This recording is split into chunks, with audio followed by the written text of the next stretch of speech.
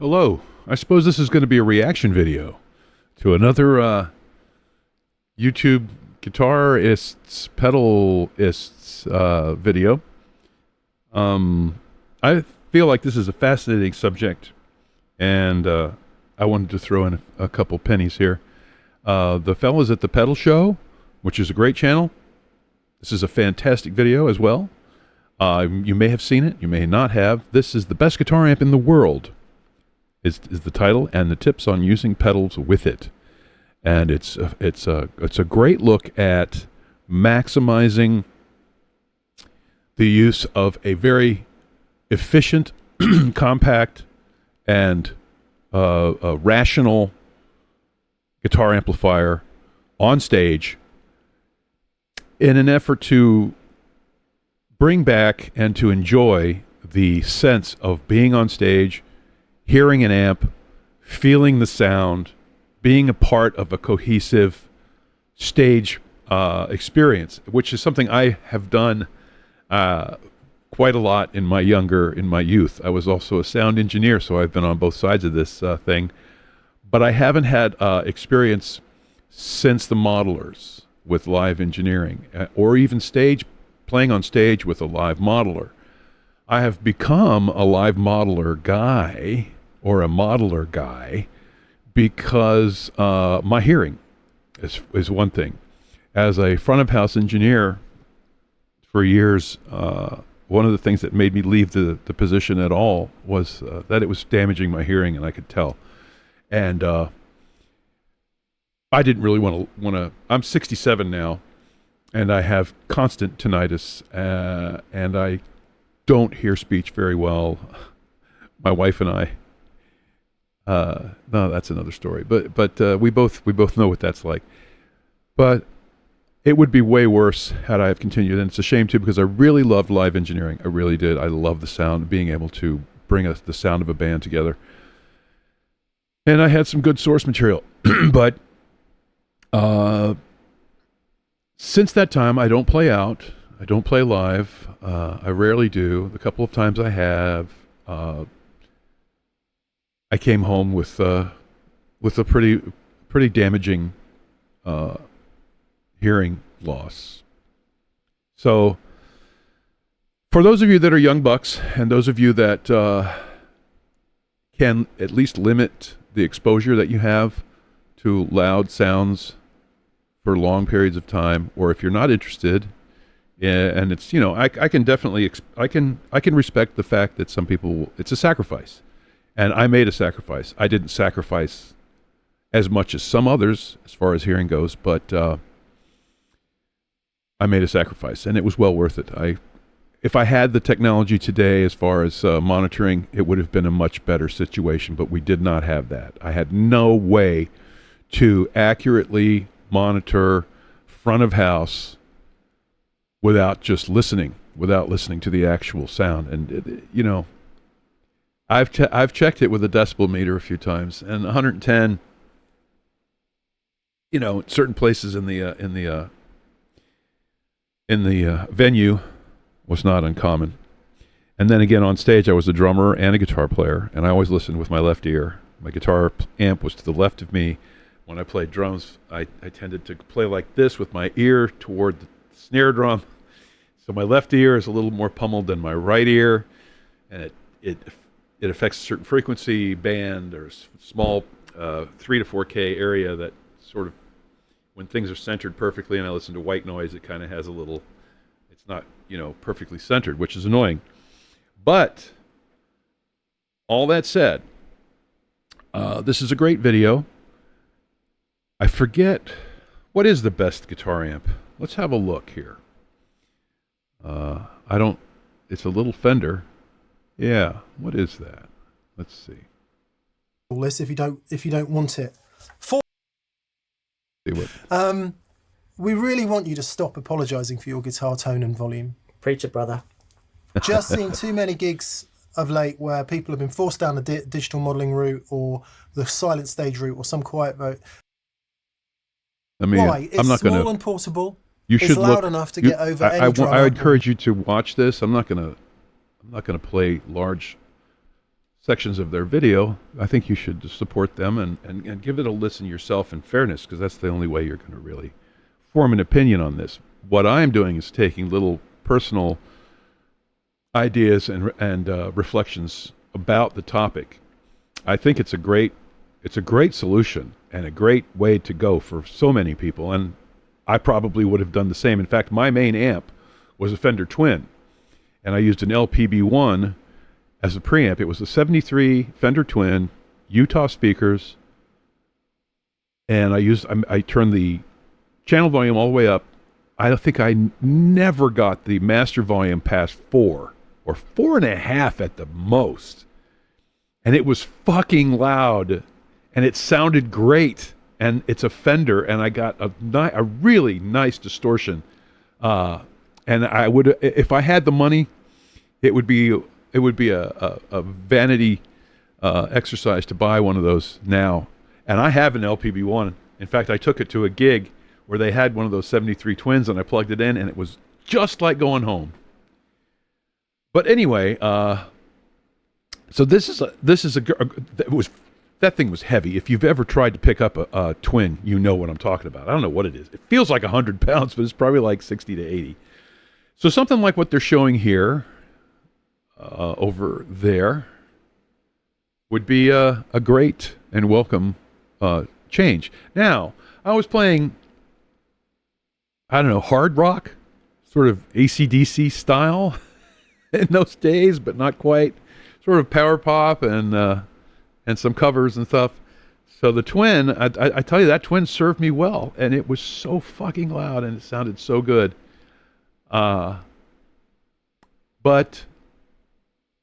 yeah, I mean, I've never played with a 100-watt Marshall stack or 200 watts like Eric Clapton's. Eric Clapton, I just saw an interview. He said he had 200-watt stacks, and he would kick in the second 100-watt for leads, which is a great idea. But I wouldn't want to be standing there, of course. And he has a lot of our rock icons have some hearing problems, so that's just another thing. What I do now is just record at home and noodle, and I just love to hear and play and just play and see what I can do with different things like this. This gives me so much flexibility. And like the guys are saying, you know, you don't have to bring a pedal board with this setup. They're going to show you it's very efficient. And realistically, to have this much crap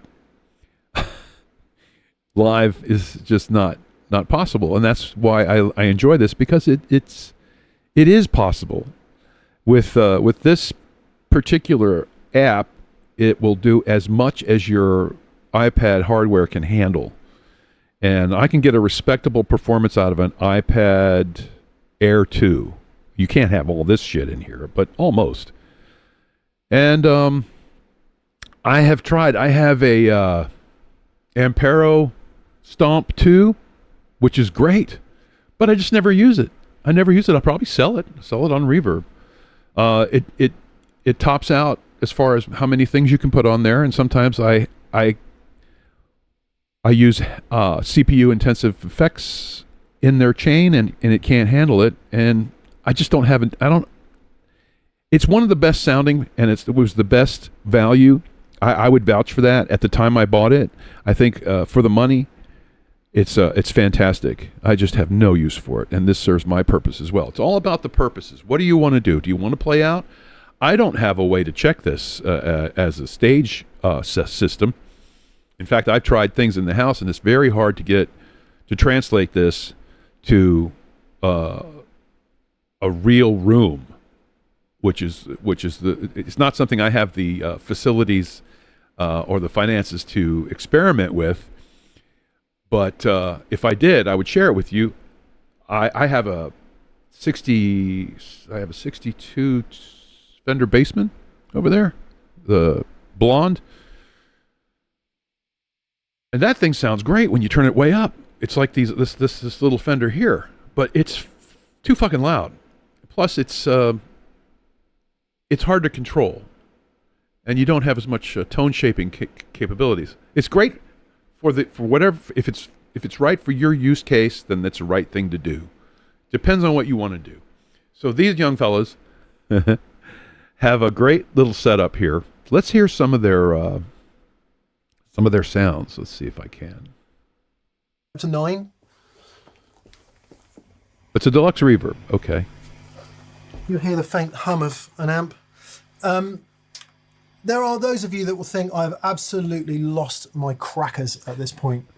This is a deluxe reverb on 9, right? And the point is, we can go from a clean sound to a mid-gain sound to quite a heavy overdrive with humbuckers and have a lovely time all the way in, okay? Mm-hmm. So the amp is on 9, the treble's on 7, the bass is on 4.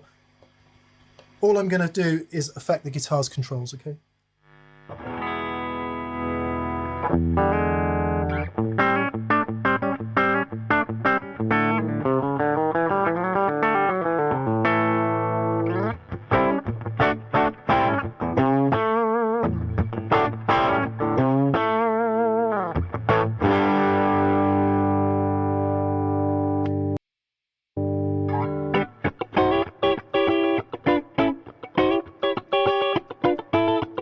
Again, I'm not going to play the whole thing because I think you should go give him a listen.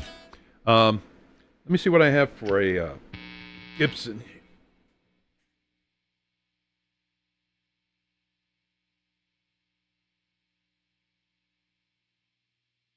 Okay. This is Les Paul Custom Light 2013. I put the Jimmy Page wiring in it, but I'm not going to mess with that. We're going to use the humbuckings. Maybe I could do another video about this, but I bought this brand new, and the nut was improperly spaced, and the neck pickup is wound backwards. The control cavity was a mess, but I wanted it. And so I bought it. So I have it.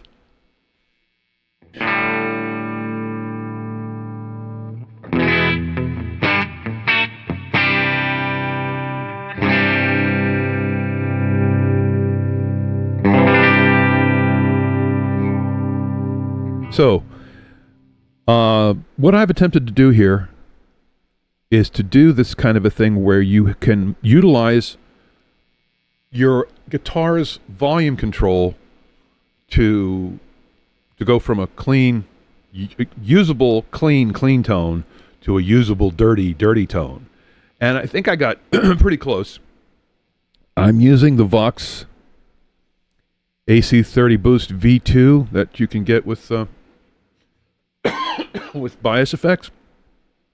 I'm using them in stereo only because Bias Effects does not offer a digital delay that has 2 independent channels in stereo that has tone control. You have to stack two units. The only one they have that's it's a ping pong, and that's not really what I'm looking for. So what I did here is let's look at this. You can see the settings on the. Oh, what have I done? Oh, that's right. I changed. Hold on. You can see the settings on the amp, and this is what it sounds like.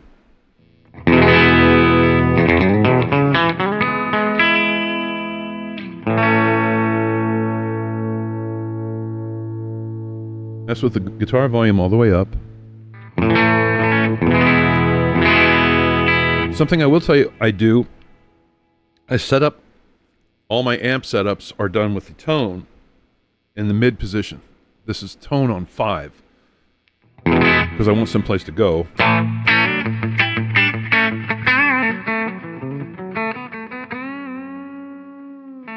Okay, so that's pretty clean.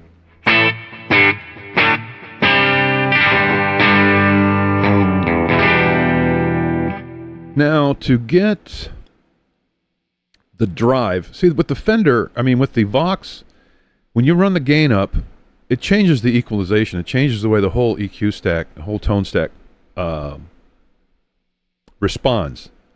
And also the master changes the tone. Now I wanted a good clean tone.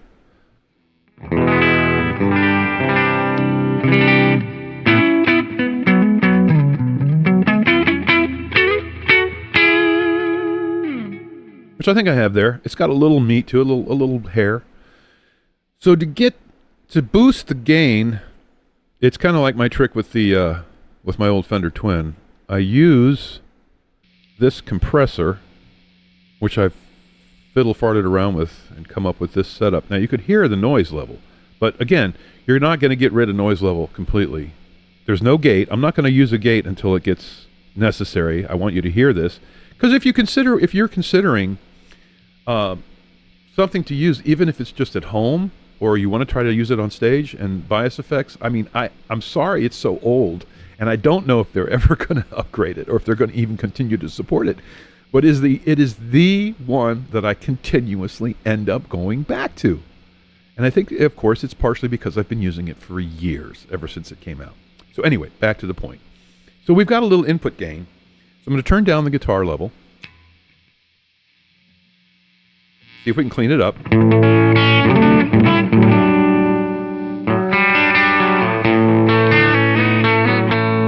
Incidentally, I have a ground problem. That's the guitar. That's not the device, because my Telly doesn't do it. My Strat doesn't do it. I think my Strat might do it, but the Telly doesn't do it, and that's just. So I put these in, and I've messed it up somewhere. But if I keep my hands on it and it's grounded to me, it's okay.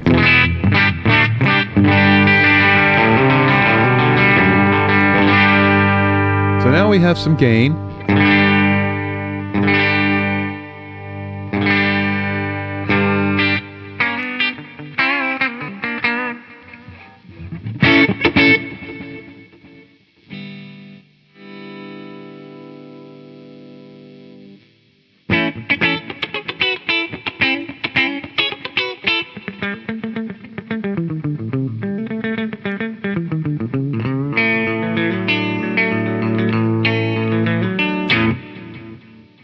Then, if we want to hair it up a little bit, let's go to the treble pickup, and I'm only on 3 on the volume on the guitar, so let's turn it up. That's 6.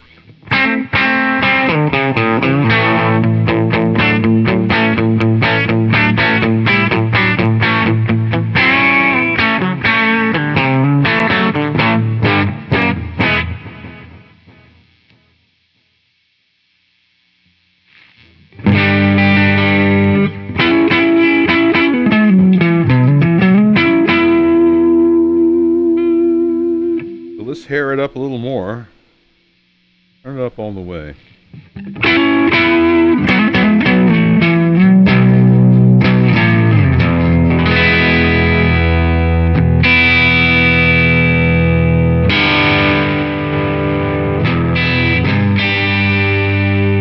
Sorry if I was overdriving it.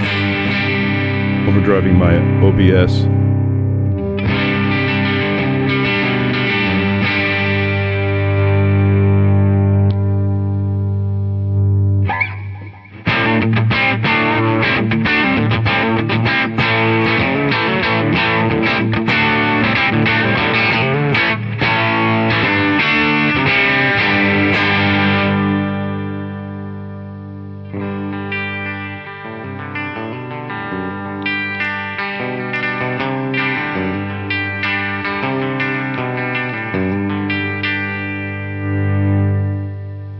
So, I think that's a pretty good.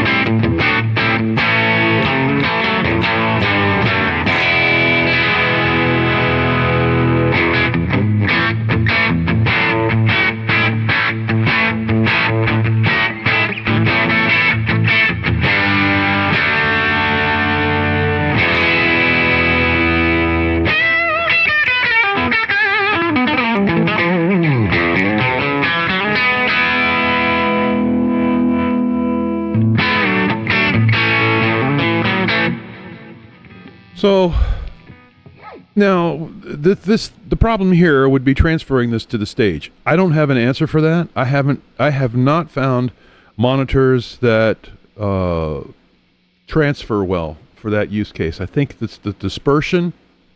It has to do with what the configuration of the speakers you're using, how they break up the high frequency and low frequency.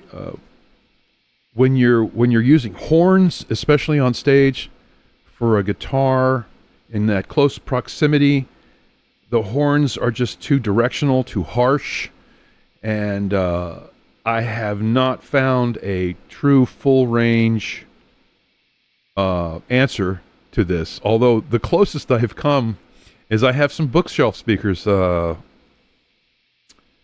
man, I can't think what the brand is, which is important. They're not in here with me right now. They sound really good, and they're a two-way, and the high frequency driver is paper, pretty sure.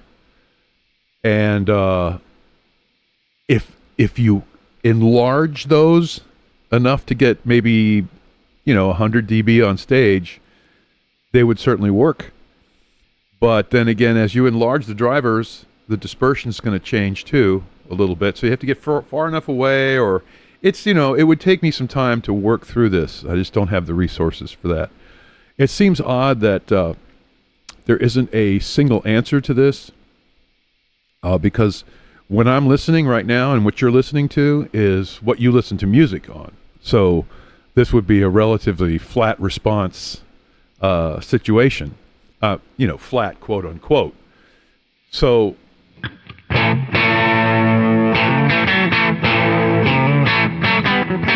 if you want that to transfer, it seems easy enough. You would want the same fidelity that you're listening to when you monitor. It should be feasible.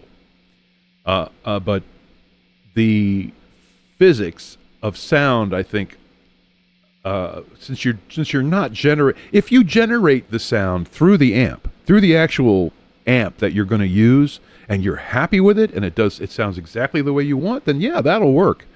But see, this would be translating this sound, and of course, Bias Effects has something for that, I believe. What do they have? Yeah, you can change this, and this all really helps you dial it in. This is a great idea. I just don't, like I say, I don't really have I don't have anything worth plugging into, and it's not something I'm even that concerned about. I'm not going to be playing any concerts, I don't think, between now and the time I die. But yeah, that's a thing. That's something you could do. I really hope that Positive Grid devotes a little time to this, because it's the flexibility is just perfect for me. All this stuff, and plus you can some of these effects you can use bias. Bias has an effect, a pedal utility. Now it works in an odd fashion. It's not a complete breakdown of pedal circuitry and so forth, but you can mix and match certain things and gives you certain control over how they interact with each other. So I guess I'm really monopolizing everything here. Let's listen to our guys here and see what else we got. Remove option paralysis. Yeah. Stop apologizing for your guitar tone. Yep. Feel better, play better, sound better. You could turn Check. up to a gig with that and that guitar. Yeah. And you'd be a very happy man. Yeah, so I suppose the remainder of the video is, why don't we do that? What are some of the issues, for the reasons for not wanting to do that? So please give these fellas a listen on this if you're in any way interested. I think it's a fascinating subject, and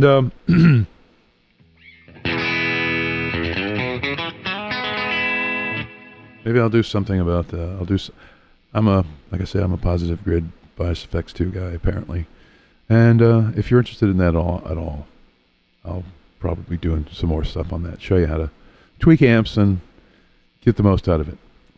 So thank you for your time, and I really appreciate it.